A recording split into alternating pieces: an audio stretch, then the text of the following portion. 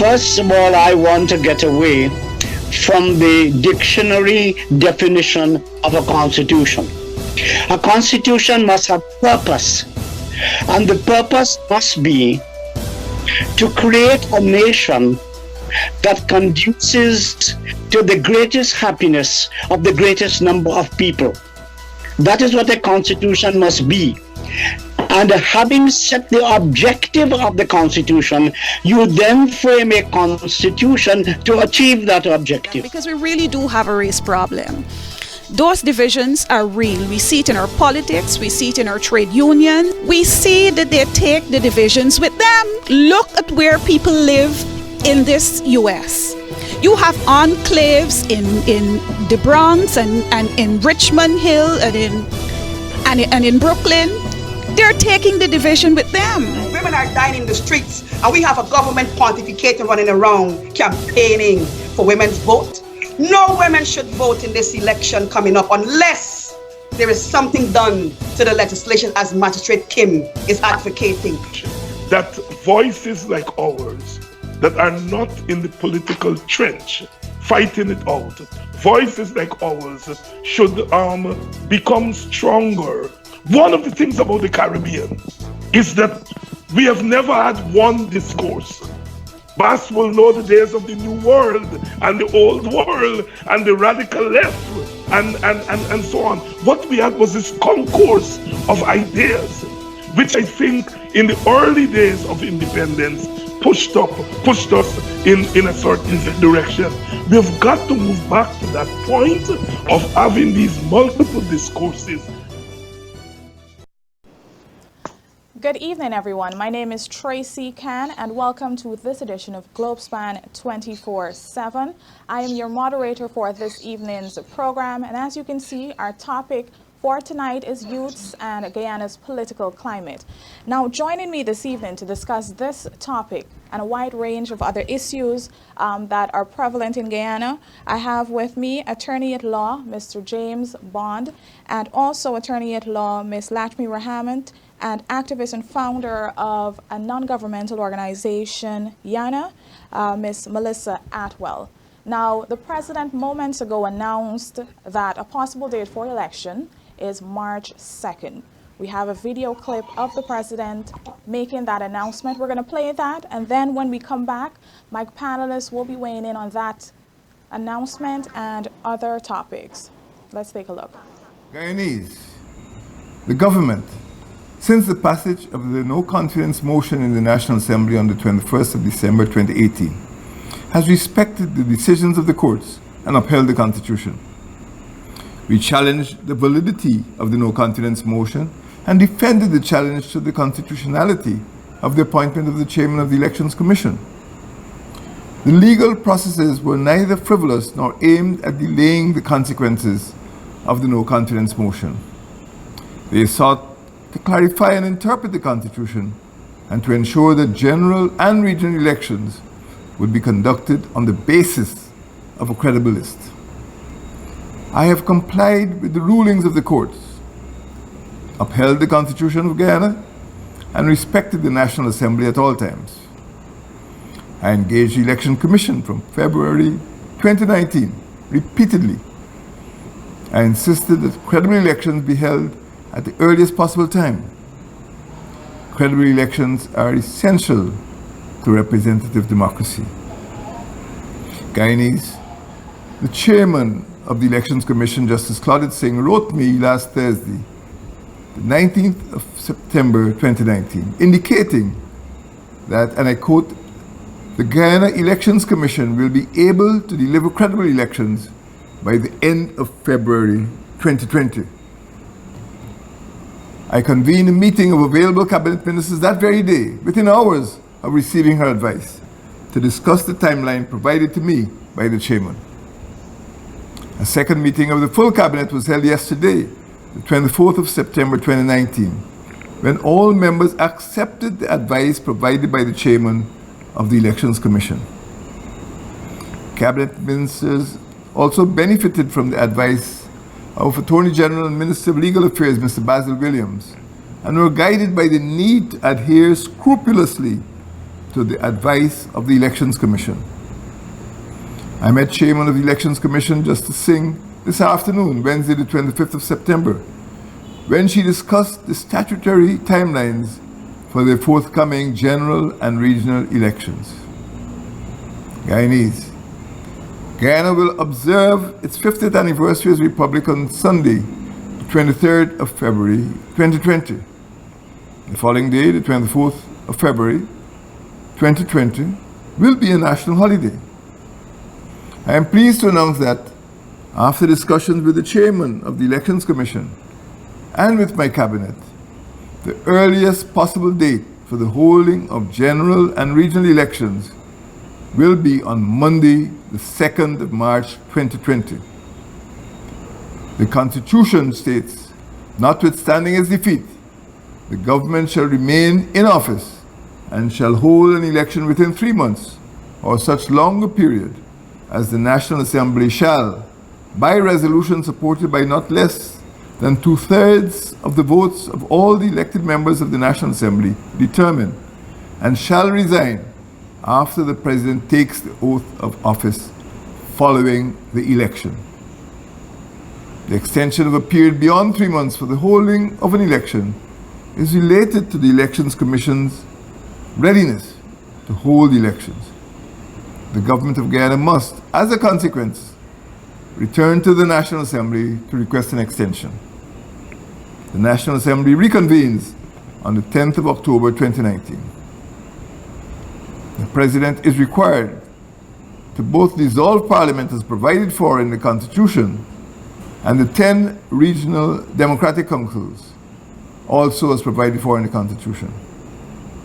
The Constitution again states, an election of members of the National Assembly shall be held on such a date within 3 months after every dissolution of Parliament, as the President shall appoint by proclamation. The Constitution states further that the President may, at any time by proclamation, dissolve Parliament. The Constitution provides that elections of members of regional democratic councils shall be held and the council shall be dissolved at such times as, subject to paragraph 3, the President may appoint by proclamation. Guyanese can now look to the Elections Commission to conduct credible elections within the time frame prescribed. Guyanese, we are on the right path to preserve our precious parliamentary democracy. Thank you, and may God continue to bless Guyana. Thank you for staying with us. As I said, my name is Tracy Can. I'm your moderator for this evening's program, and I'm joined by attorneys at law, Mr. James Bond and Ms. Lashmi Rahman, and activist Melissa Atwell. There you were looking at President David Granger making the announcement that the earliest possible date for elections is March 2nd. Now, welcome everyone, and thank you for being on the show this evening. Hi, good evening, Tracy. Good evening, listeners, and thanks for having us. All right, so it is important that we know the president said the earliest possible date, because there seems to be some confusion that elections will be held on March 2nd. We just listened to the president speaking, and he said that is the earliest possible date. Can you all weigh in on this announcement? What are your thoughts? Should I go first? Should you go first, James? Lashmi, should you go first? All right, All right, Melissa, you go ahead, and then we'll have the attorneys weigh in. All right, let me just get something perfectly clear. So I heard he mentioned something about now going back to Parliament and asking the opposition for an extended time before he dissolves he decides to dissolve Parliament. Yes, that's I believe. Go ahead. Just correct me if I'm wrong, James. He was reciting what is stated in the Constitution, Article 1067, which 1067 gave a timeline within which elections ought to be held upon the passage of a no confidence motion, which is 3 months. But the Which is 3 months. Constitution, exactly, the Constitution But made provision for not cut, Parliament. not cut, not cutting you, me. I'm just trying to honor, which was 3 months, right? Which in that election which was supposed to be the 21st after the no confidence motion, and then the CCJ initially reset the clock, and then a date was given for September the 18th. All right, so let's just take a pin. What the president, what His Excellency was doing was actually reciting what is stated in the Constitution at Article 106.7. So what 106.7, the writers of the Constitution, the framers did, was that they placed in it a mechanism where within that 3 months, after the passage of a no confidence motion, if elections was not possible within that time, you could go to Parliament and with a 2/3 majority, extend the time, extend it beyond the 3 months within which elections should be held.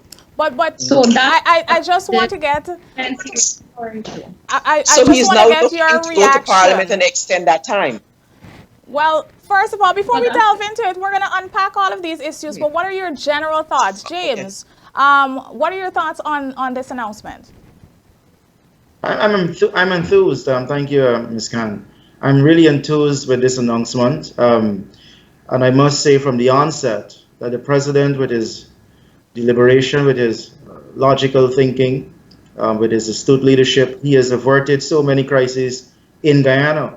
I think about when we had first heard about the passage of no confidence motion, persons were pressuring the president to name an election date without consulting GCOM, without understanding where GCOM was in terms of his readiness and preparedness.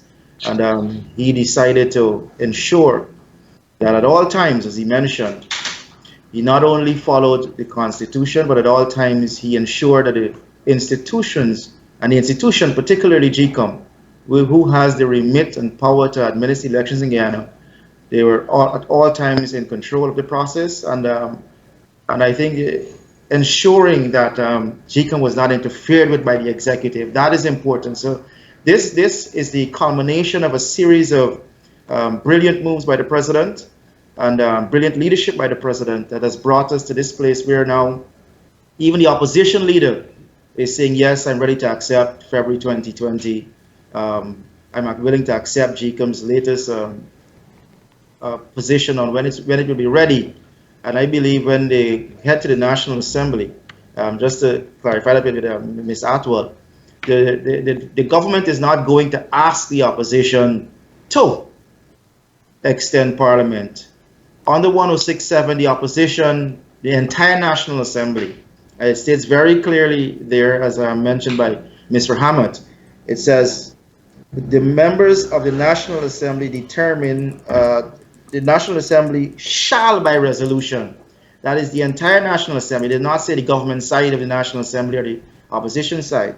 And it did not say may. It gives a particular instruction to the National Assembly sitting as a committee of the whole to extend the date to a feasible one wherewith we could hold elections. Where the fair elections can be held. Understand? Mr. Hammond, your thoughts on the president's announcement? Well, we've listened to the video together, and I am of the view that a specific date has not as yet been called when elections will be held. I think from what I heard, and I would be corrected, but it is the earliest possible date that His Excellency has identified.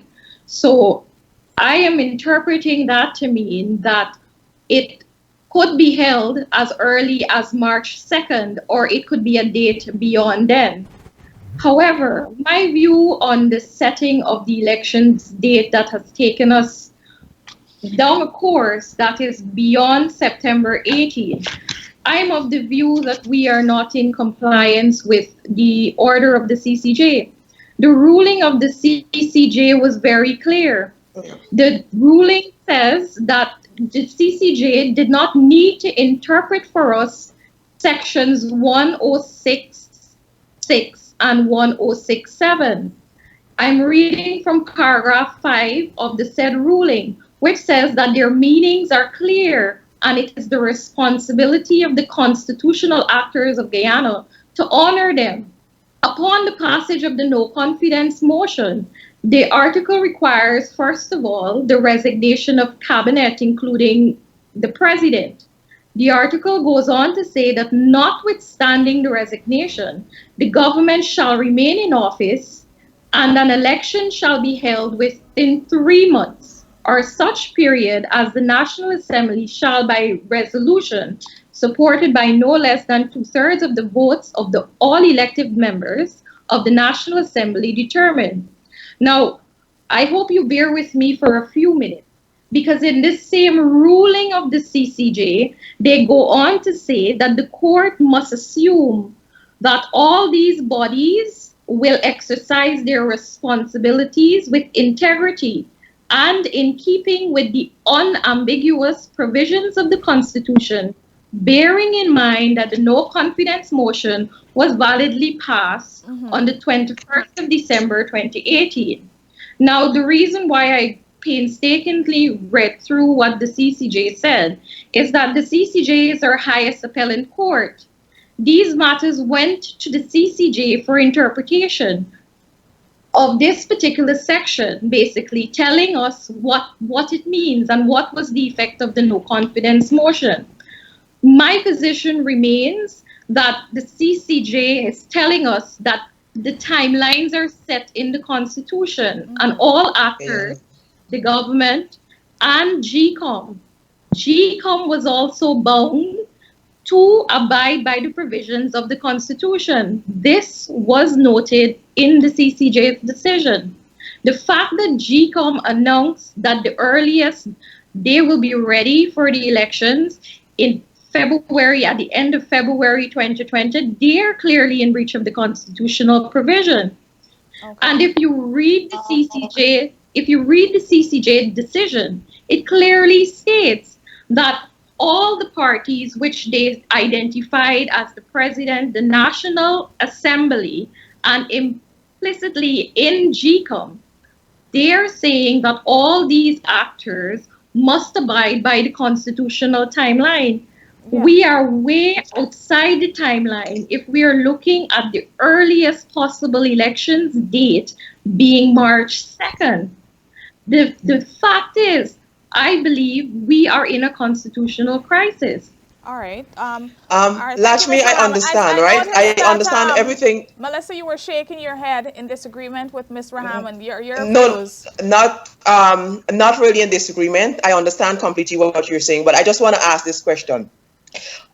You said that GCOM, but isn't okay, so we have this body that is responsible for elections, right? So if GCOM is saying to us that they are not able and ready to provide or to perform free and fair election until March or February next year, this is the body that is responsible for giving us free and fair, and they're saying to us, hey, yes, we understand that many of us are of the view that the government right now is unconstitutional.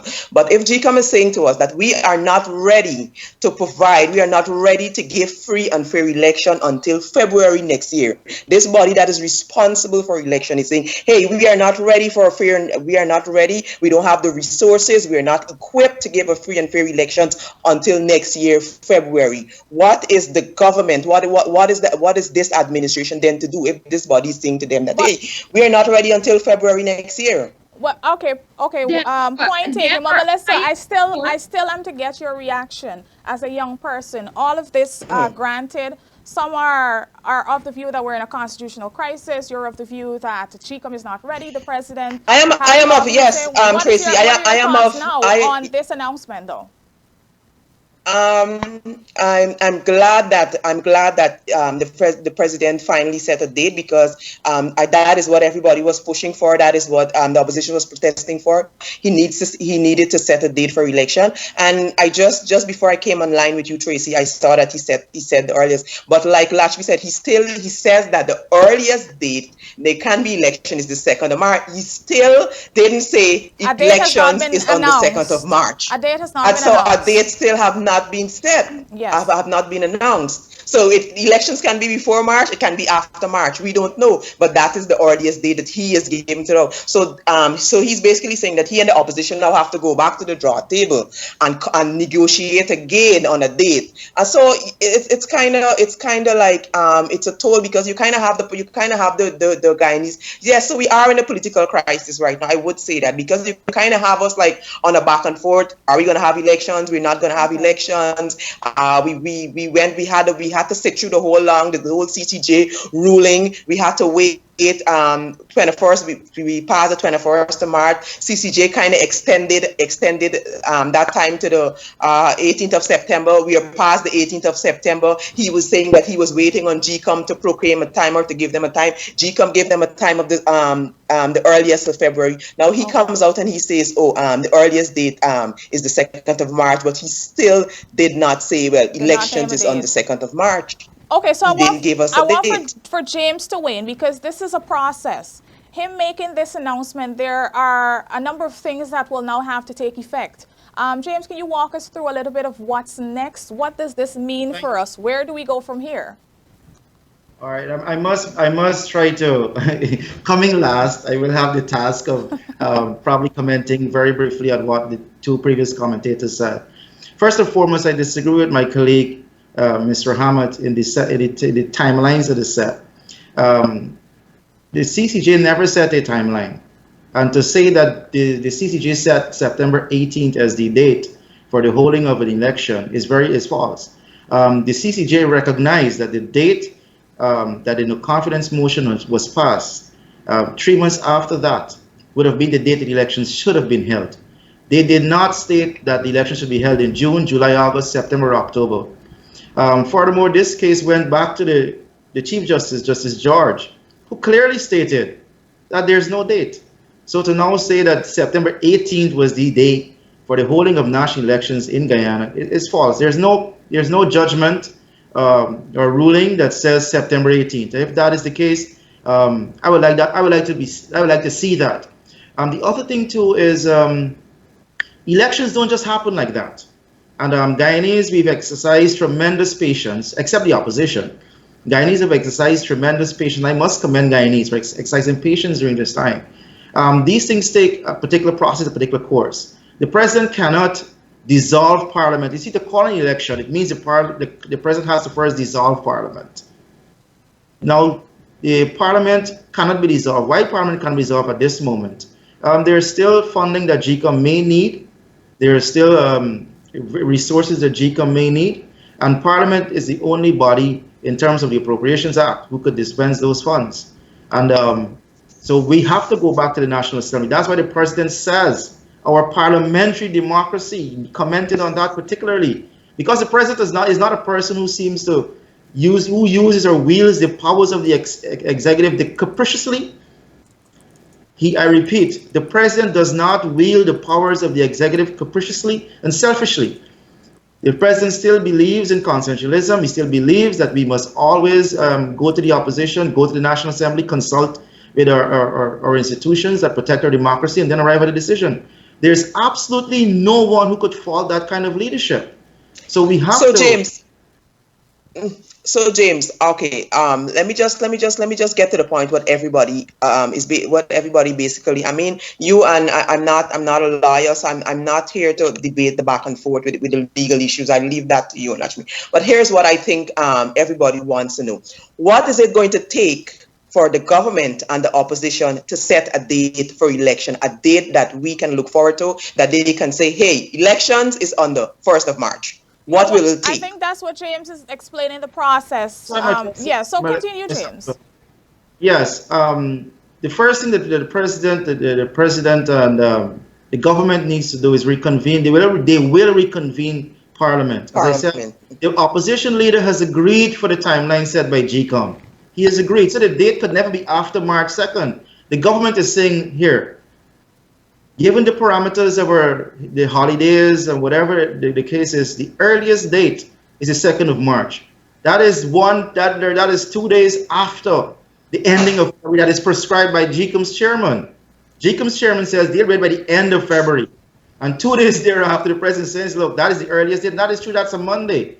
And so that is if you look at the calendar itself, you'll understand and be willing to accept that that is the best day for the election. He did not say the 10th of March or the 17th of March.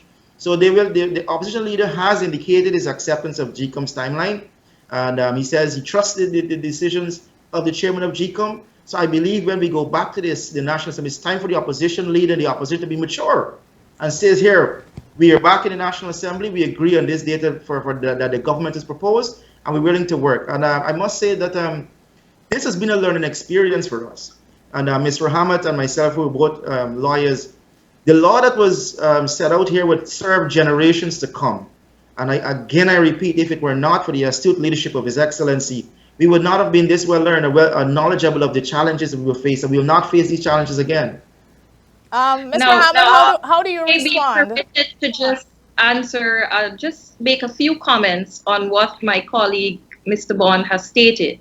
Now, first and foremost, the decision of the CCJ specifically said that we had an obligation.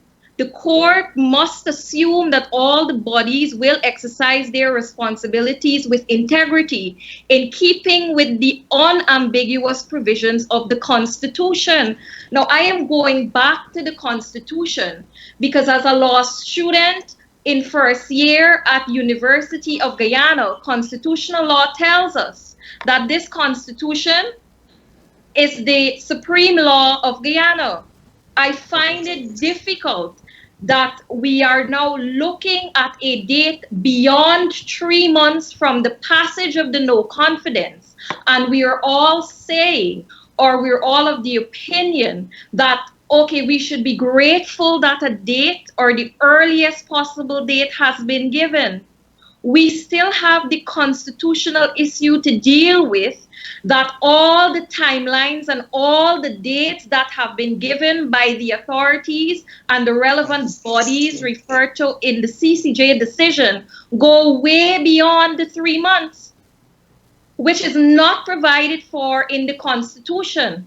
Where in the Constitution can Parliament convene 3 months after the 3 months of the passage of the no confidence motion? Where is that provided for?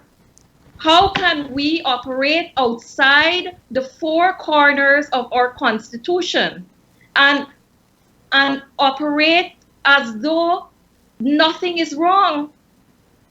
And I vividly remember when one of the attorneys was presenting his case before the CCJ, he was begging the CCJ to return our Constitution to its rightful place. Right now, as it is, GCOM is not complying with the timeline set by the Constitution. And given the earliest possible date as March 2nd, that is in breach of our Constitution. But I feel that most Guyanese, and I meet people every day on the road, they just want an election date to be set because our country has been operating in limbo. And I feel as though a lot of people will be grateful that a date is in the near future being set. But how do we, as a nation, how is history going to judge us? How is history going to look back at the events that have unfolded since the 21st of December 2018 and judge us? I do not think history will be kind to us, because what is happening right now in our country is happening outside of the four corners of our Constitution. And the only word to describe it is unconstitutional. And Article 8 of our Constitution says any law that is inconsistent with our Constitution, any other law, it is null and void. Anything outside of the provisions of the Constitution is null and void and of no legal effect. But we have an entire nation that is waiting on a proclamation to be issued by the president when elections will be held. And I am sorry, Mr. Bond and other persons listening, but I do not and have not heard an exact date, so I am still very much uncomfortable as to when elections will be held. So you don't believe in this process that the president spoke about reconvening parliament, and for that reason, that would be one of the reasons. What if GCOM needs more funding? So what do we do now, Mr. Hammond, in But your view? GCOM had already stated what they needed. And if I am not incorrect, I believe that Parliament convened without the opposition being present. And I think a motion was passed to release more funding to GCOM. I don't have the details of the amounts, but I believe at that time, GCOM had submitted an amount that was required to have elections in the earliest possible time, and that amount was passed. I believe that nothing has been disclosed to the nation, either by a statement from GCOM or any of the GCOM commissioners, either on the government side or on the opposition side, that has disclosed to the press, to the Guyanese citizens, that GCOM needs any more funding to meet the deadline that they have given the president in their recent publication, which is the end of February. Nothing was stated about more funding. So I don't know, is it that we are waiting on the possibility that they might need more funding? Isn't it kind of ridiculous or strange to say that they may need more funding to get them to a deadline that they have already given us, and they haven't disclosed that? Something seems a bit wrong there. But let me just say this, Lachmi. So the government had provided GCOM with several billions of dollars early in the year to conduct house-to-house registration. Now that house-to-house registration has been aborted. Shouldn't GCOM have money left? And if they don't have, shouldn't they have had money left since that house-to-house registration have now been aborted? No, Melissa, let's not get confused. I believe that in the budget before the no confidence motion was passed, I think it was $3 or $4 billion were already released for the house-to-house registration. And then I believe after the passage of the no confidence motion, Parliament was convened, the opposition was absent, and I believe Mr. Bond may assist us with this, but there was, based on my recollection of the events, another motion moved to provide more funding for GCOM. And I believe that went straight through. Yes, Mr. Bond. Go ahead, Mr. Hammond. Mr. Hammond, sorry, she wasn't finished. Go ahead. Yeah, so I just find it hard to believe that GCOM was able to give us a timeline, albeit far outside of the constitutional timeline, to February 2020, the end of February 2020, and then give us that timeline if they needed more funding. It is just irreconcilable. I believe that. Do you think they need more funding, or the process to get us to election requires that time? Because I'm seeing that claims on the objective don't start until October 1st. Well, you see, they set their timelines. As far as I'm aware from what was released in the press, GCOM had several timelines that they were looking at to take them to elections as early as possible. And I am of the view that if any of the timelines required additional funding, then that ought to have been disclosed to Guyanese, because all Guyanese are being affected by what is happening. And I do not know where suddenly the concern is we need to return to Parliament. We cannot dissolve Parliament as yet, because we may need to provide more funding for GCOM. So I find it strange, and I feel that if GCOM needs more money, they need to explain to every Guyanese why they did not tell us that when they said February 2020. Okay. Mr. Bond. Fair enough. Thank you very much. I want to make it very clear that any monies that constitutional agencies receive, these amounts of monies must be publicized, must be gazetted for. That's necessary, especially GCOM, who receives this money through the National Assembly. So indeed, GCOM was, every year GCOM is given draws down from the consolidated fund, billions of dollars. Its drawdown for the 2019 was $5.4 billion. That is without an election. That is what GCOM uses to pay staff to do their work, $5.4 billion. To assist in the preparations of elections, I believe it was in June, GCOM was given $3.5 billion just to assist or to commence its preparations. GCOM asked for $3.5 billion. That is not the money could never be the amount of money to conduct in elections. Cards have to be printed. You have to deal with the fingerprints. So many things, training of persons to attend administrative regions. So no, GCOM has received no further funding from the National Assembly. So Mr. Hamad goes other than the funding to start the house registration, they haven't received any other funding as it relates to the election. No funding they've received. So now we have. If I may step in, George, and James, and I'm sorry for interrupting you, but my recollection of that request for the additional funding, they never said that was just part of what they need. They said that is what they needed. That is very incorrect, Council. Council, may I just say that you're incorrect there. That money is the $3.5 billion. The 3.5 billion, that's a specific amount given to GCOM, was to assist it in its preparations for the elections. It was not to be the total sum. And elections cost billions of dollars. Then why billions of dollars? So 3.5 billion was just to commence the process. If I may continue now.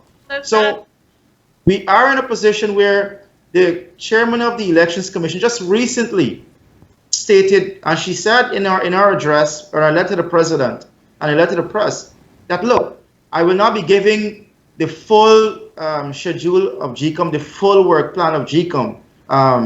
So we have not seen that as yet, but that has been prepared. It's just for, and I thank again the Guyanese for their patience. Things must be done in its rightful order.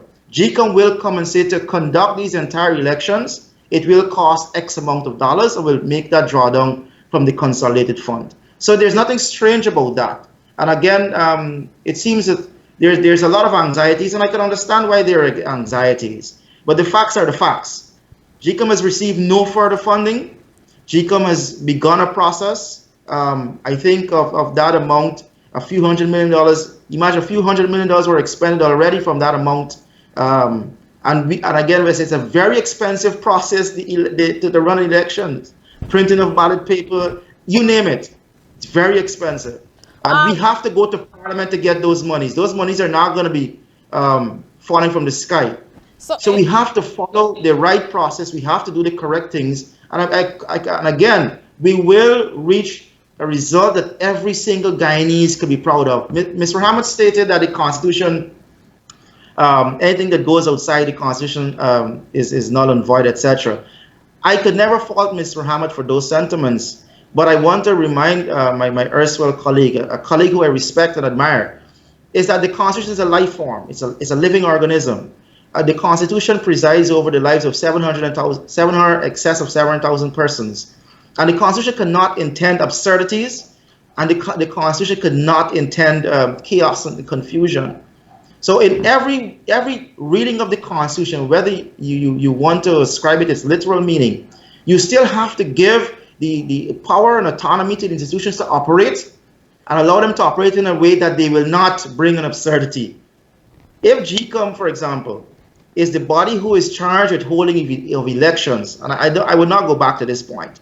GCOM is the body empowered by Article 61, 161, 162, etc., to run and conduct and administer elections in Guyana. The executive, separate arm of government, cannot, in any which way, form the very same constitution that my learned friend wants to follow rigidly. She must respect and must acknowledge that the executive, the president, cannot instruct GCOM and say, I want an election by this date or that date. It is GCOM who must give the president, as in this case, a timeline for the holding of elections, and the president has complied, and then we will go to elections. Because if these elections, for example, were held just after, with Justice James Patterson as the chairman, you know what the opposition may say if they lose? elections were rigged, Mr. Patterson was there. There's so many variables we could put in there. We do not want to hastily rush into elections. Elections must be credible. Elections must be credible. Elections must be free. They must be fair to all. No one could say at this stage that the opposition is not better informed, is not going to be better prepared for elections. No one could say the government is not better informed, could not be better prepared for the elections. So we're all going into the election with a particular chairman that we all wanted and a time frame that even the opposition leader says, I will accept that time frame. Okay. What I am saying, and Ms. Khan, I would just ask you a few minutes to address this. When the CCJ was giving its ruling, the CCJ, even during the submissions by counsel who then represented GCOM, painstakingly tried to explain to the counsel for GCOM that the Constitution required that GCOM be ready for elections in accordance with the constitutional timeline. Ask yourselves this question. Why would the budget for GCOM, according to my colleague there, every year be $5-point-something billion? Is it not to ensure that they are ready in the event that the no confidence motion triggers elections in 3 months? Let us not forget that after the no confidence motion was passed, the PR for GCOM issued a statement that they're ready for elections anytime. That position changed. When that position changed, you then had the lawyer, the in-house attorney for GCOM, a young attorney by the name of Ms. Dazzle, and we all saw her give a written opinion to GCOM that they didn't need to go to the house registration. These things, we have gone past these things, yes. But my position is that GCOM is in breach of the Constitution. GCOM had a mandate according to our Constitution to be ready for elections in the event that a no confidence motion was triggered. They, as far as I'm aware, are in breach of the Constitution. And what is happening right now, with all due respect, Guyanese, every single Guyanese, they are just waiting for the elections date to be called. And now, even on today's date, we don't have that date. We have the earliest possible date. December 21st, 2019 will be 1 year since the passage of the no confidence motion. The framers of our Constitution, which is the supreme law of our land, could never have envisaged that the actors responsible for carrying out their duties according to the Constitution would ever have allowed something like this to happen. All right, so we've touched, because of the president's announcement. I had so many other questions. Time is running out on us, and we are going to be bringing in some other political analysts as well to weigh in on the announcement. We've gone back and forth about what could have been, what was wrong, and all of that. Where do we go from here? We are the future of Guyana, of our beautiful land. So where do we go from here? Where do you want for us to go from here? Mr. Bond, you can go first. Instead of focusing on what was wrong, what could have been done, should have been done. I like that approach. I love that approach. I believe, and that has always been me. I see the past is supposed to teach us, and as I'm saying, this was a learning experience for everyone, and now we could actually move forward. As I see it going forward, it is time for the parties, the individual parties who are contesting the elections. I'm sure they'll be getting their house in order. I could tell you very much that the APNUFC has been ready for elections. I'm one I like this, I'm an election animal. I come alive with elections. I've already stopped going to court for a number of cases because I'm always doing, preparing for the elections, doing fundraisers, working the streets. Tomorrow I'll be at the walkabout straight down Regent Street. This is me. And this is how our party, a mass-based party, is always mobilized and ready for an election. So I believe this is a great opportunity for us now, moving forward to do what we have always done, or preach our message of inclusivity, preach our message of shared governance. As you know, we're a party of 6 diverse parties, APNUFC coalition. That's a government of 6 diverse parties from guidance from all walks of life. We do not believe in the winner-take-all system as the People's Progressive Party Civic does. And we have the best candidate, David Arthur Granger, for president. Who could James, top that? James, I'm not here. I'm just gonna just something that you said. You said that the APNU coalition you guys are always ready. You guys have always been ready for election. You're always in election mood. And I just want to say, I think if that was the case, then you guys should have gone to election since the no confidence vote was passed. If you guys were always in election mood, then should have just avoided this whole political crisis that we're now in and just went ahead and went right into election after the no confidence motion. Well, Ms. Southwell, you would know that in Trinidad and Tobago, Mr. Manning thought he had the full confidence, went to elections and lost. So elections is not something that you take for granted. As a politician, you were given 5 years with a mandate to govern the country. 5 years. An act of treachery by Charan Das would have brought in no confidence motion. An act of treachery. So this wasn't so. James, I'm going to ask you something.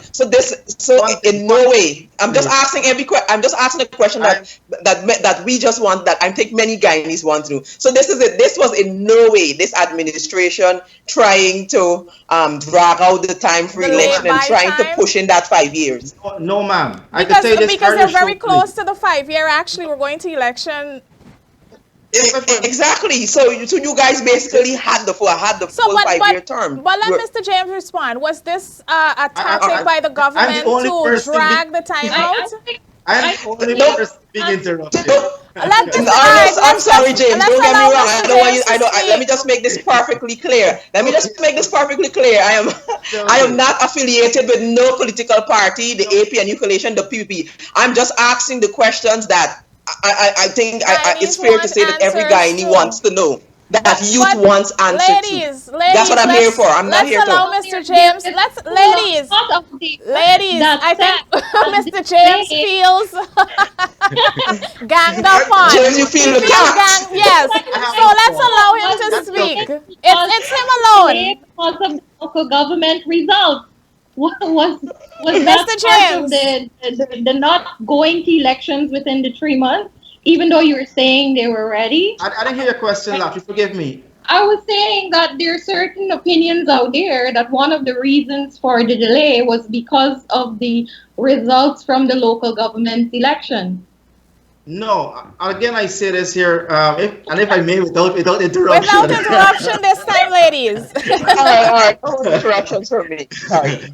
Yeah, let me just be very, very clear here, is that as a political party that's been since 1950-55, we'll be celebrating 62 years, 57, sorry, we'll be celebrating 62 years as a political party in Linden come October 5th. So this is not a party that has been around yesterday.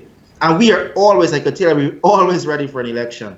Now, the issue of delay has never crossed our minds. The reason being this: there were and had to be a challenge to the no confidence motion. Any government, any shrewd government, any astute government would challenge it.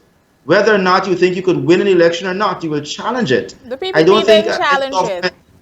I don't think any government should take that no confidence motion lying down like that. I mean, the President Donald Ramatar, he ran from it and ended up being run out of office by the electorate. So we were, since elections were called in 2015, and we won those elections, we've always been ready for a next election. We'll be ready when 2020 comes. However, moving forward, as I was saying, we have the best candidate. It's President David Arthur Granger, a man of impeccable character, a man who is eminently qualified. I think the People's Progressive Party Civic has Mr. Irfan Ali, who has 19 charges embracing him in the courts, who is not been able to provide certain certificates to verify his qualifications. And We do not see this as But of course, we he's see an extended affront to to the intelligence We there we guys. let's James, allow him to finish. He's Again, almost James, there. He's almost there. I have no You ladies promise not to I interrupt believe that Mr. Bond. Let's I don't allow think him, I'm allowed I ladies. believe that Let's President allow every him to time we get to finish. Irfan Ali, all I'm that. Let's allow him to finish. every time we get to Irfan Ali, I'm being Archway, stopped. Let's allow him to finish. Go ahead, Mr. Bond. No, every time I get to Irfan Ali, every time I get to say that Mr. Irfan Ali, he's not qualified to be president of this country. Let's be honest, young people know it. He's not qualified to be president of this country. And we need to move forward with people who are honest, people who could stand on the world stage and represent us. His Excellency has been doing that quite well. The very same president that the opposition be claiming that it is illegal and unconstitutional, the very same president, the foreign emissaries, they're coming to him to present their credentials. It's the very same president who they're asking to name in elections, who they're saying is unconstitutional, is illegal. To me, that makes no sense. So we support this government, and I could guarantee that come 2020, we will win again. And that's my James, I must agree with you something in terms of credibility and integrity. I must agree that the president have those qualities. I don't know if I can say the same about his ministers, but I guess that's another topic. But Melissa, as a young person, where do we go from here? To elections. But generally, what do you want to see for Guyana? You're very we're going to elections. We're going to elections. I want to see. We're going to election. When you say what do I want to see for Guyana? What exactly are you asking? Like, what do I want to see? Generally, what do you want to see for the future of our country? Oh, Tracy, you know I'm very vocal about so many issues online, about so many issues that are facing our young people, our employees being taken advantage of, domestic violence is on the increase. I want to see those ministers that are in government come out the office, come out your fancy office, come out your AC. I need them to see them doing the work, not just when it's election time. Then we have them running helter skelter here, to visiting this location, visiting that location, and then for the rest of the year we don't see or we don't hear anything about you unless it's a photo op or you're handing over something or you're giving over something. So I must say, when I speak for the youth, I think we as young people that voted for this current administration, we were hoping or we were expecting to see to hear more from our ministers, to see them more involved. I take it that this government sometimes don't always listen to the youths. You have so many young, brilliant minds and voices out there that have been voicing their opinion, that have been giving their opinion, that have been giving their insights as to how they would like to see the country going forward. But they continue to be ignored. Ms. Rahman, where do we go from here? Well, I like your approach to end the program. We should look and we should have suggestions for solutions and possible recommendations for an outcome that will benefit all Guyanese. Now, as a young person, one of the reasons why I accepted your invitation to come on this forum was because I feel as though this fragile thing called democracy in our beautiful country has been threatened. I cannot sit idly by and allow international countries and bodies to view us as a pariah state. But we cannot defend their views of us because the actions of the relevant bodies are outside of our constitution. It's a travesty. It makes me sad, not only as an attorney who understands the legal ramifications of this uncharted waters we're in, but it makes me sad as a young Guyanese with oil being so close to the first production. I expect our beautiful country, Guyana, in a very short space of time to be looked at by the world as a first world country. That is my dream for our beautiful country.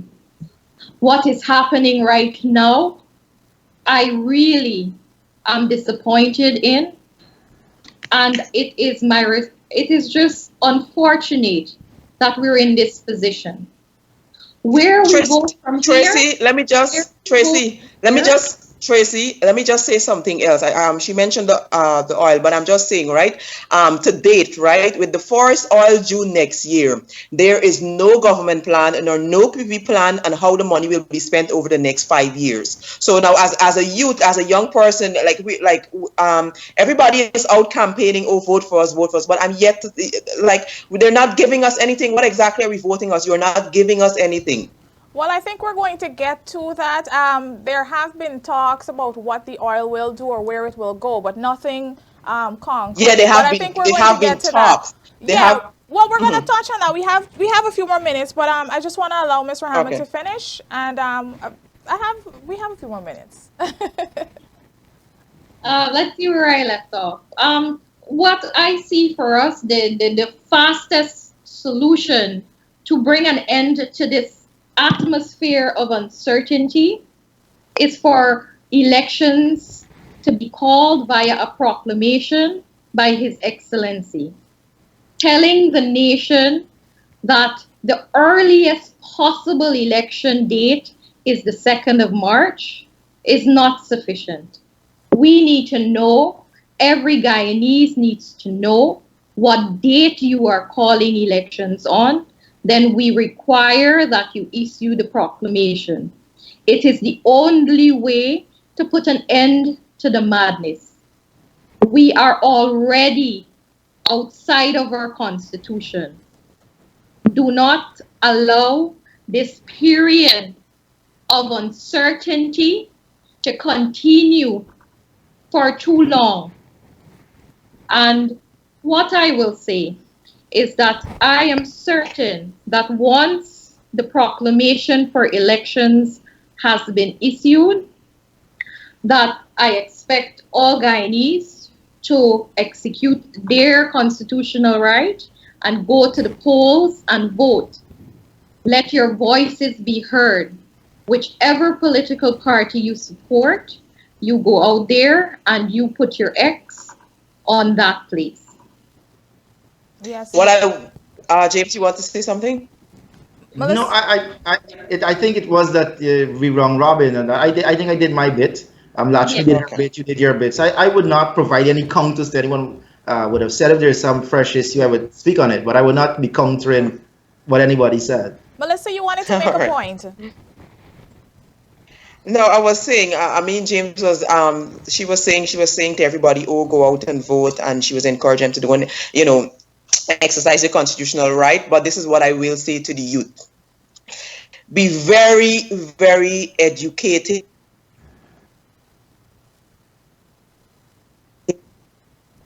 Oil and gas sector, be educated about the manifesto, listen to what these political, the opposition and what the current administration is campaigning on. Listen to them, because election time, everything is promise you everything but the moon and the star. And then come after you put them in office, it's then a fight, and it's then a fight to get things done. So I think this is the mother of all elections, and I will say to you, be very, very, very careful on how you vote. Be educated. Try as much to read. Be educated on the issues. Be educated on everything that is happening right now, that is going to happen right now. This is very, very, very, very important that our youths are educated. And I just want to say, I think it's very, very important that the members of the opposition and this current administration take the time to educate the youths on elections, on their plans, on exactly what is happening, or exactly what they plan on doing. I think it's very, very important that they have somebody that is willing to go out there and do this for the youths, because I think educating them and having them know exactly what is happening, what is that is going on, that's the only way that we'll be able to have them to make the right decision as it comes to who they want to see the country moving forward with. Well, it's interesting that you said that for the political parties to educate all voters, because sometimes that's not in the best interest of politics, It's of educating people I understand that's on not, and I issues and also all of understand that. that And that's I not the say best that for interest the of political parties. politicians. But I just want to raise something really quickly because we have some other guests that will be joining us. The issue of race, because we're basically in elections mode. Now, a lot of the times, this GAN is known for this. Some people have argued with me that no, it's something that we promote. But we know that a lot of our political leaders, they push the race line when it's around election times, and we've been living forever. We live all before elections. We live so well with our neighbors, our friends, and then when we get into that mode, oh, you're Indian and you're African, and that comes up. Your thoughts on that? Yeah, it is a sad thing. It is a very sad thing. And I have done a lot of testing. I go on programs in which there's a large contingent of other People's Progressive Party civic sympathizers, and I normally check their sites to see what they're promoting. And I must say, very, very from the onset, it's disappointing. Um, the People's Progressive Party civic, I would lay blame squarely at their feet.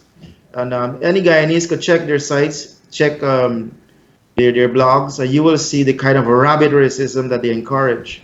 Our party, the Party for National Unity and Alliance for Change, I've always said we are about inclusive governance. We are about all six races. We are about all the political parties working together for the good of the James, you country. may say that, and I understand that you are, but we cannot stifle our conscience that all blame should be laid at the foot of the PPP for racism alone. Because me being a journalist, and this is both sides, and I know what it was like when the PPP, they were in power, how Afro-Guyanese felt, me being mixed Guyanese, how they felt. And then when President Granger won, we had my African brothers and sisters saying this is our time. And that was as a result of hurt as well. But we cannot stifle our conscience. It's important that we acknowledge the truth that it's both sides. But go ahead. I'm not Both sides. I'm not I starting. Let me finish. I'll insist that I finish my point Of now. course. Because it's very dear to me. I have seen, and I've witnessed the acts of racism from the other side. And it is something that I must say. When I say that I've seen it for them, I've seen it from them. That has been your experience seen from the other side. I will not deny, in good conscience, I will not deny if someone said, well, they had a racist encounter from someone who supported the coalition government. I cannot deny that. That has been their experience. But all I'm saying is this here. Our problems with race, and I gave the example of how we were brought up. I was brought up in a culture from the Northwest where I did not know I was black till I come to town. I did not know but this black and Indian thing. I come to town and met that. Growing up in the Northwest, we all were one. And when I go to the Northwest, the sentiments I hear from People Progressive Party civic people are that, black man can't run things. Black man can't run the government. That's in the Northwest. So they have taken this racism thing to another level. And we need to stop it. I want to say Guyanese need to stop it. Because this country, and I said this and I said this over and over again, for me, we're all one. We all came here. It is now ours. It doesn't belong to the African more than the Indian or the Amerindian or the Chinese or the European. We're all here now. And I don't think that we should continue to allow elections to separate us. And if you look at the messaging, which party always takes you back to the 60s and the 50s as if everything happened against them? Which party does that continually? I think James. Let me finish. That has always been a part of their culture. I've gone to school with politicians, the children of politicians at PP Civic, and all they could tell me is about what Burnham did, what this did. But we are in 2019, and we have to realize that the color of this skin here, underneath it, all of us are human beings. All of us are entitled to the resource of this country. And the Partnership for National Unity preaches that message over and over again. I do not condone racism in any way, shape, or form. I was married into two Indian families. So I don't know what is racism. I don't know what is it to be prejudiced. And I would urge all Guyanese to be the same. And I could say of a fact that Mr. Hammett is the same. She does not see race. I could guarantee that. And if we could do it as a younger generation, as our generation, why can't the older heads and the bigger heads and those elders let go of that past? Let go of it and let us move forward. But You know, James, so if this elections, I think to we just should all decide to vote about issues. We should all decide to vote on issues and not race. Yeah. Let us examine the track record of the parties. Forget about race. If you feel that this party or this candidate is the best possible person for the job, vote for them. Do not vote for them simply because they're a part of National Unity, they're PNC, they're FC, or they're PP. Vote for character, vote for integrity, vote for the people who we know could take Guyana forward. Mr. Now, Hammond, if you I were could, about to make a point, and good. So I honestly think it is a naive statement to not we're acknowledge. joined. I just want to acknowledge Mr. Saisnaran. We're joined by him, and he's going to pitch in. But go ahead, Mr. Hammond. I think it's naive to not acknowledge that Guyana has a race problem. I know that, and I'm of the view that it is rooted in our history and a lot of events that have happened through the years, long before we came. And I will tell you personally, I do not read comments online. It is unfair to place the blame for the racial comments, the racial hatred that is being promulgated on the internet and social media right now at the foot of the opposition or any one particular political party. I have gotten so sick of the comments about coolie crab dog to the point where I no longer read the comments online. I refuse to, because when I read it, you know what, it doesn't upset me, but it makes me feel sad, because I believe that we need to, as a nation, move forward and live what our motto is: one people, one nation, one destiny. It takes one person to start change.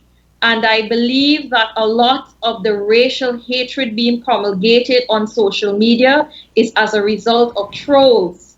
When you check the profile of these persons that are saying these hateful comments of both Afro-Guyanese and Indian Guyanese, they are from profiles that were created yesterday or the day after or the day before, and it is not an actual profile belonging to an individual, but it's a fake profile that is meant to put these hateful words to continue to hurt people who read it, and it gets into the psyche of people.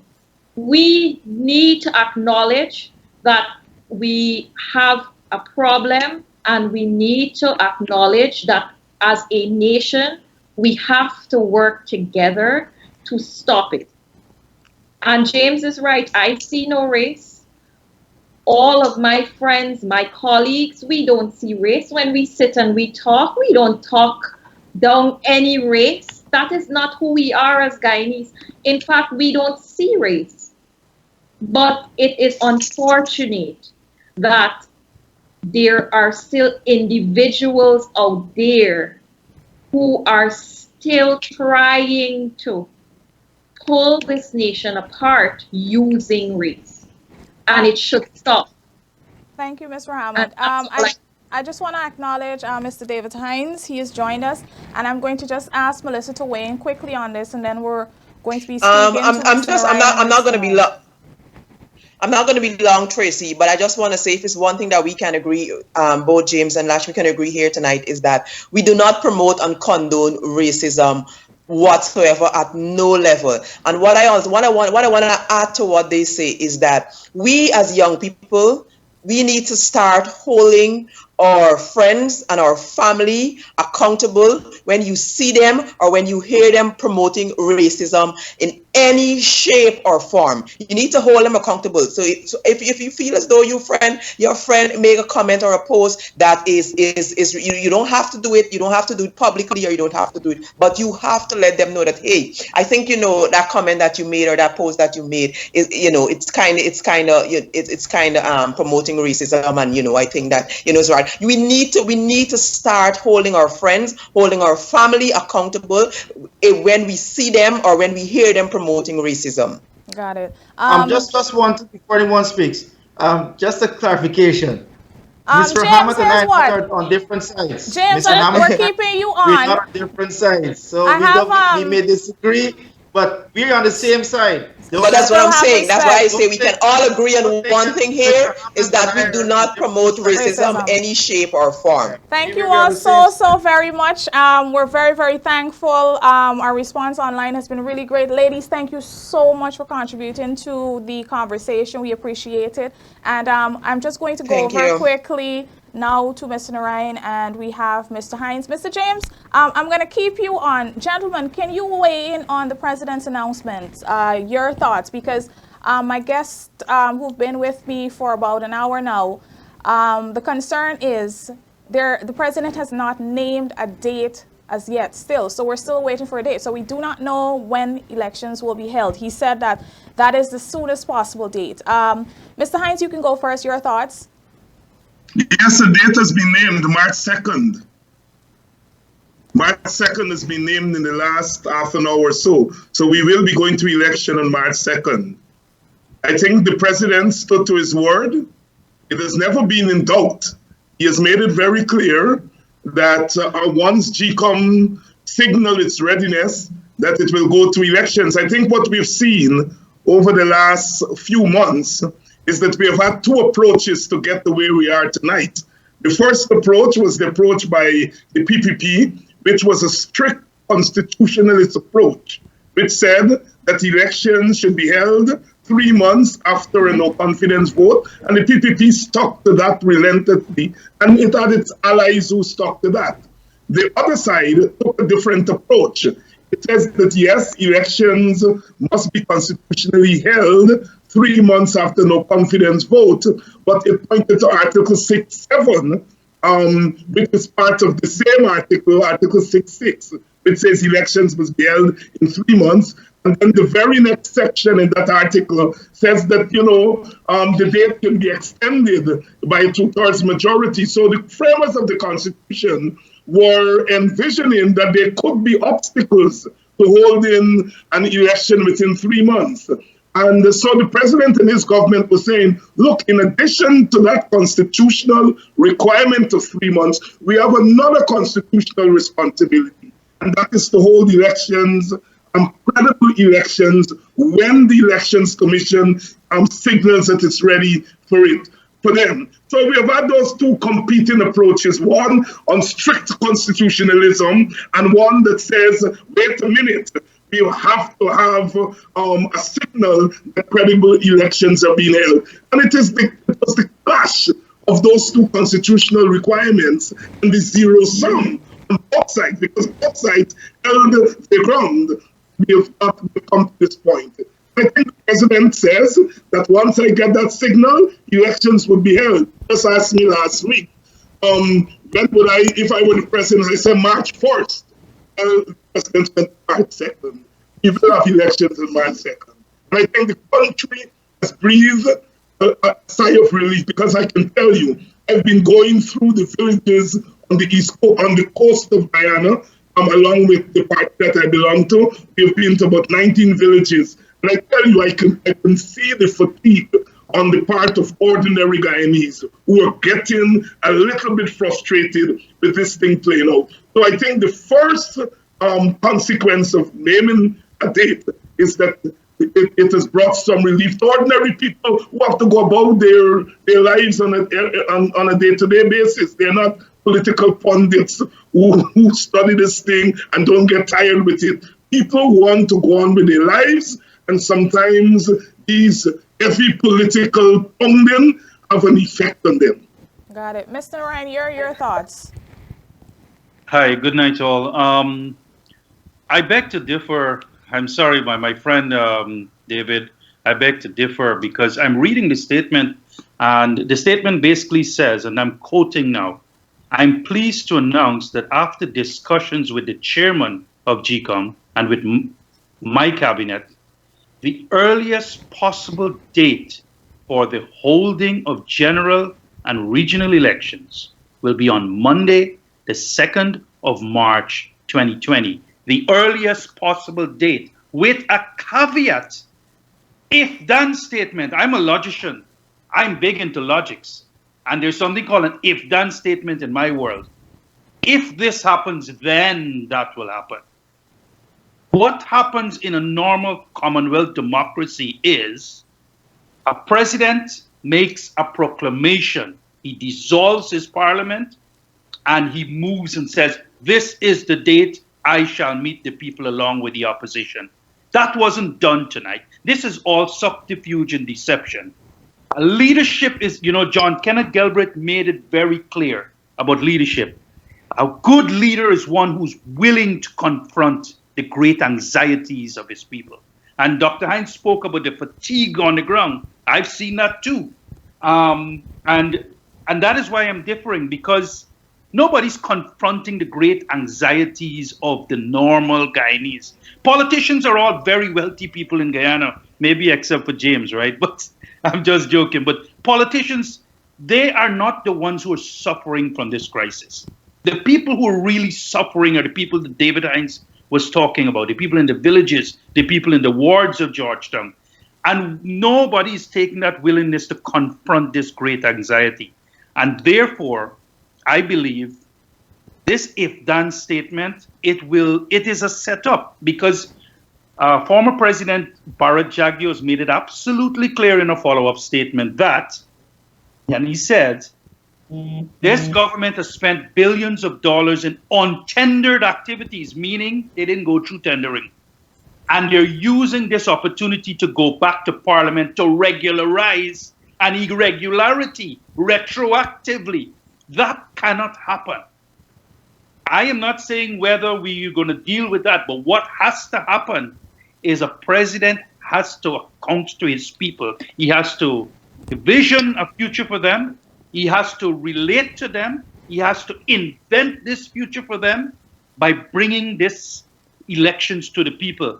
And he has to make sense of this situation. Nothing that Mr. Granger tonight said made sense to me.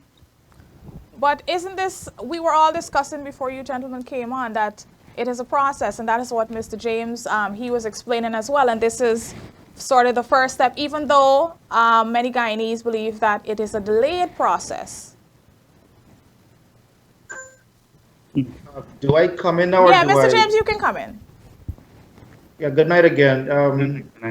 I didn't think the gentleman may have heard is that the president cannot issue a proclamation and dissolve the National Assembly at this juncture.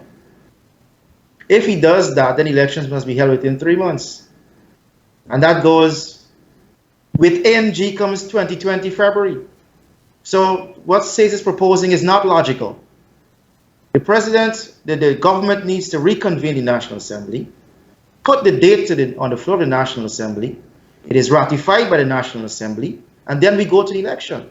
That is logical. Why, James? Okay, so if you want to bring back your parliament, that's fine. Bring it back. It has to be brought back. The point is, the opposition has said they're not going back to parliament. And secondly,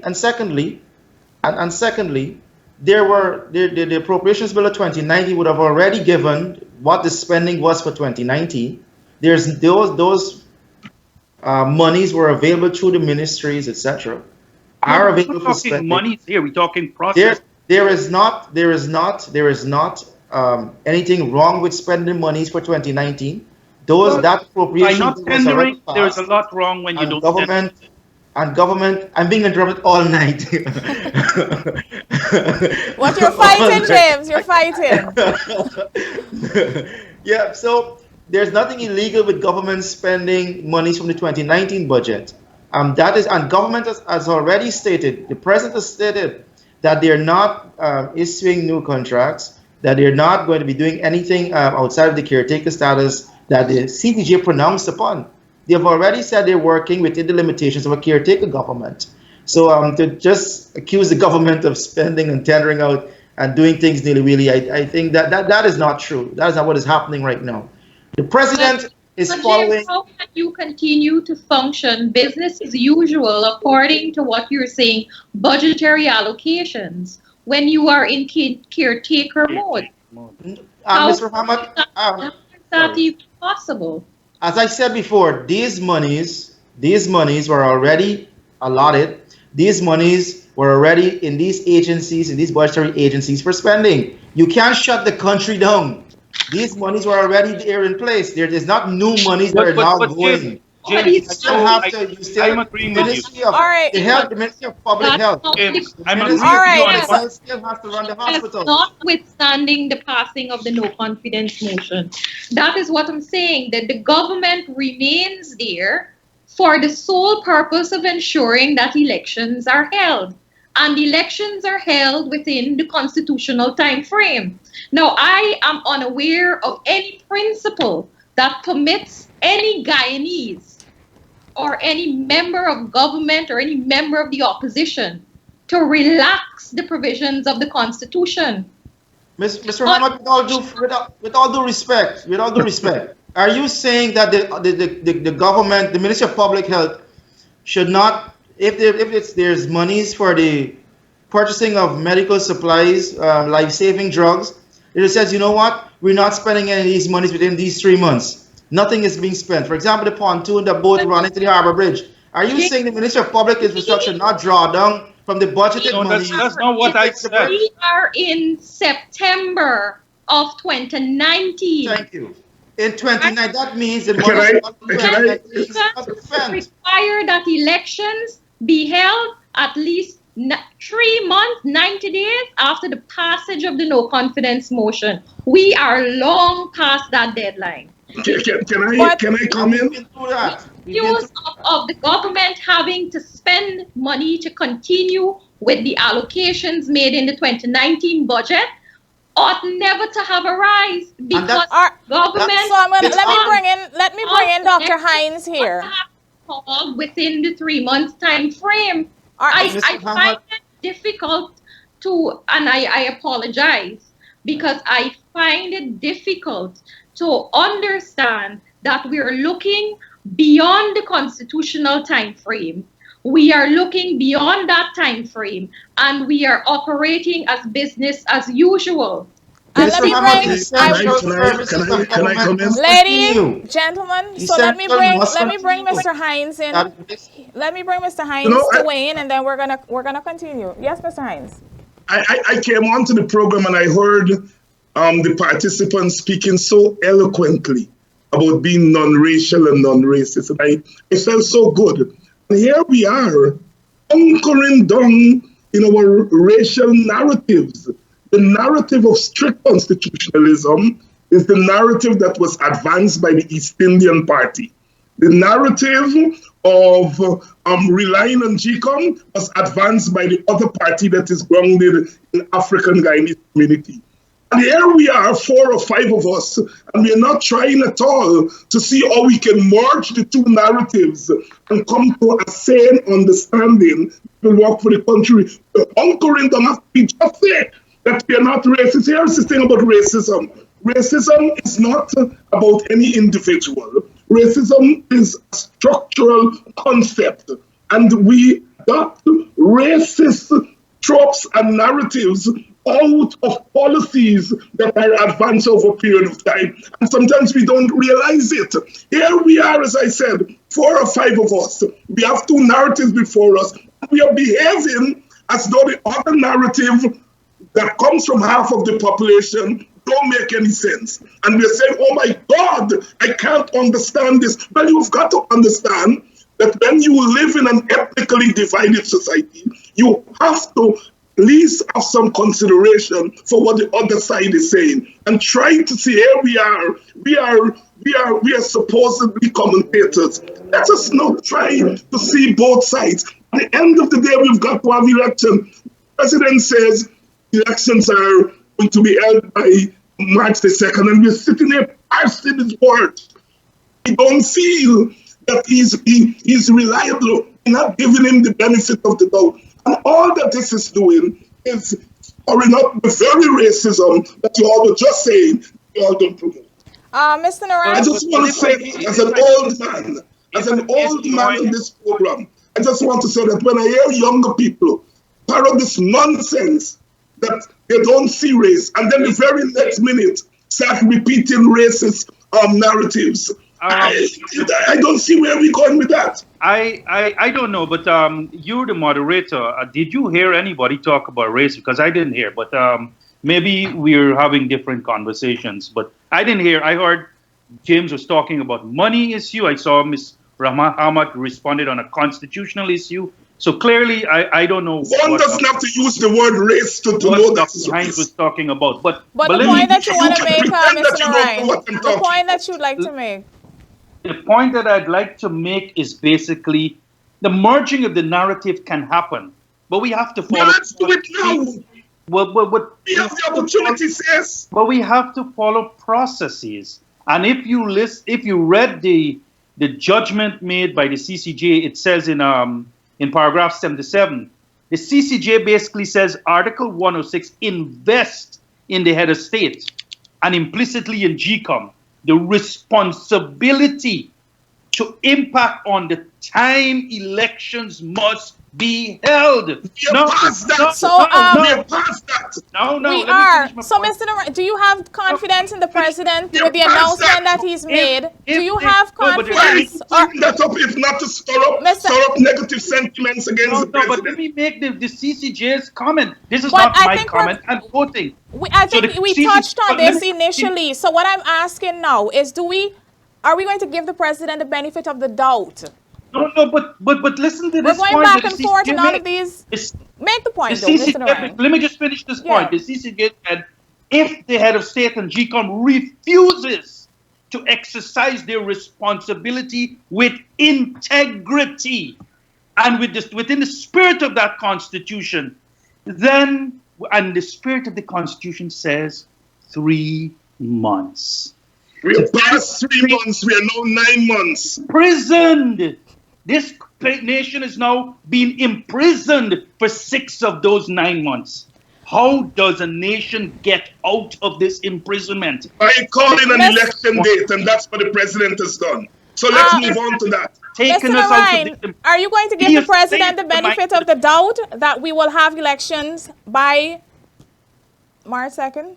Well, what are we reading? The statement is right here, and it says that the man has committed to do something if something happens. So you don't believe, do you believe that we're going to have elections by March 2nd? I don't believe there'll be March 2nd elections. Simple. Do you believe that we're going to have elections by March 2nd? It's not my belief, but the president has not stated definitively that he will call elections on that date.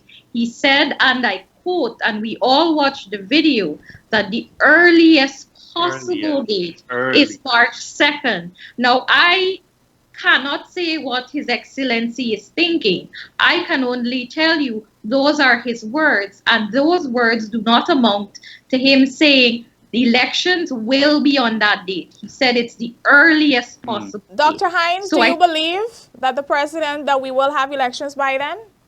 Absolutely, and I will tell you something as someone who is in proximity to the government.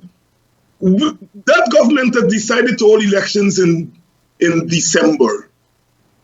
And at the PPP, when the CCJ said marry principle with practicality, gone and sat down with the president in consultation with GCOM, we would have been going to elections in December. The PPP and some of its acolytes have continued to hold the process to make this point that the government is illegal. And we are hearing it from these two panelists here tonight. All they want to do is to show that this government is illegal, that it's in breach of the Constitution, that it's worthless, and they are not cognizant of the very thing that they were talking about earlier, how that feeds in the ethnic thing that we are trying to avoid. Because Mr. what we are James. seeing is the two sides are not willing to reach across. Give the man the benefit of the Lord for the first time in 9 years. Oh my God. Mr. James, do you believe that we're going to have elections by then? Of course, I believe by March 2nd, 2020, there will be elections. The government has given, the president has given a commitment for March 2nd as the earliest possible date. That means it cannot go, he will not go past March 2nd. Okay. So he's simply, as I said before, he's simply saying, let me give me an opportunity to meet with the opposition, my government to meet with the opposition, the National Assembly, where we should meet. Give us the opportunity to cross the divide, to bridge the divide, and agree and show Guyana that we were able to put Guyana first, and agree on March 2nd. That's all the president is saying. And I'm saying the president is very benevolent, he's very tactful, he's very deliberate, and it's a decision that all Guyana must commend. Okay. Thank you, Mr. James. Mr. Narayan, where do we go from here? What is next in your opinion? Because you're not satisfied with the president's announcement. Well, ideally, what would have been the situation is that leadership has four functionalities. Leadership has a vision and functionality, a relating functionality to the people's needs, inventing that future for the people, and most importantly, making sense of the current conditions. On all four score, unfortunately, Mr. Granger has failed. And this is why I'm saying this. Because earliest, I don't know, maybe I went to the wrong school, because my definition of earliest, and I'm going to quote from the Webster Dictionary. So I might be going to the wrong school, but earliest has a definition, and I know what it is, but I just wanted to make sure that I wanted to understand that nobody was playing with my mind. And earliest basically means if you're in a race, this is the starting time of that race. If the president has said the latest possible date for election will be March 2nd, I would have been agreeing with James Bond exactly that yes, we will be having elections on March 2nd. But he said the earliest possible. That is when the clock starts ticking on his election timetable. GCOM has done his job. So let me make this clear. GCOM was put in a bind, and GCOM has delivered itself from that bind. GCOM was given the basket to fetch water to deliver an election in a very unreasonable situation with house to house and all kinds of confusion. However, commendation to GCOM, they have delivered a timeline. It's not the most favorable of timeline, but they have said, we can do this in such a timeline. They've told the nation what can be done, what cannot be done, and rational people says, okay, we will work with the situation. What the president has not done is done exactly what GCOM has done. Constitutionally, during this period, nobody else matters but two organizations. The office of the head of state and the office of GCOM. Everybody else, so when people are trying to drag in the opposition and the PPP, and they're irrelevant to this whole debate.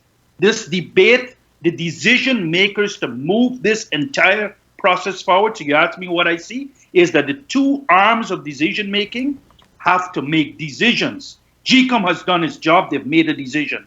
The ball is now in Mr. Granger's court. He has to make a decision. You got to sign two pieces of paper and make a decision. That's as simple as that. This don't need all this rigmarole and going around. I understand there's an undercurrent. I know Dr. Hines talked about that issue. We talked about the narrative and the merging of the narrative. And I understand. And I feel for my people that we have so much undercurrent pain.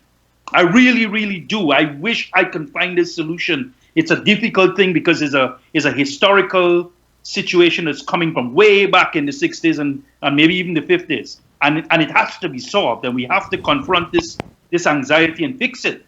But this is not the time to fix this.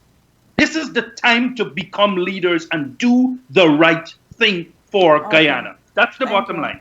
Thank you. Dr. Hines, where do we go from here? Well, we have to prepare for a long election campaign, which actually started in December last year.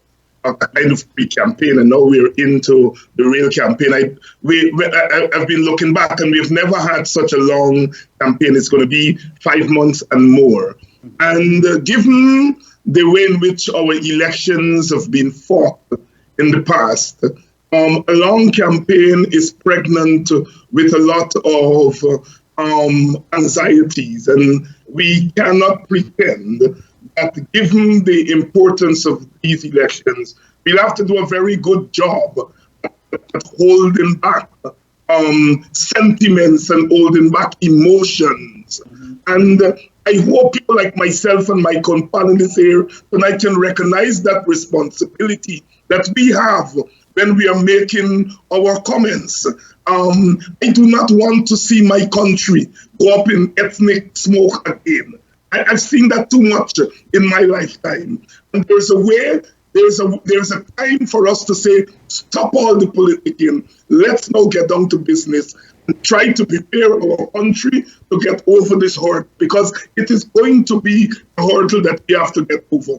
And we have to begin to tone down the vitriol. And we have to show our people, that those of us who they have invested in, and we read a few books and get a few titles behind our names, that we should discharge our responsibility to our country and begin to speak with reason, not to parse little words that says it's doing, or parse this little article in the Constitution. Let us understand that this election is going to be crucial. We have got to create the conditions. We can do it with the least possible dislocation of our country. Thank you very much. Again, I'd like to thank you all for being with us and for sharing your thoughts on the President's announcement. The President announced, as you're seeing in the title, that the earliest possible date for election is March 2nd.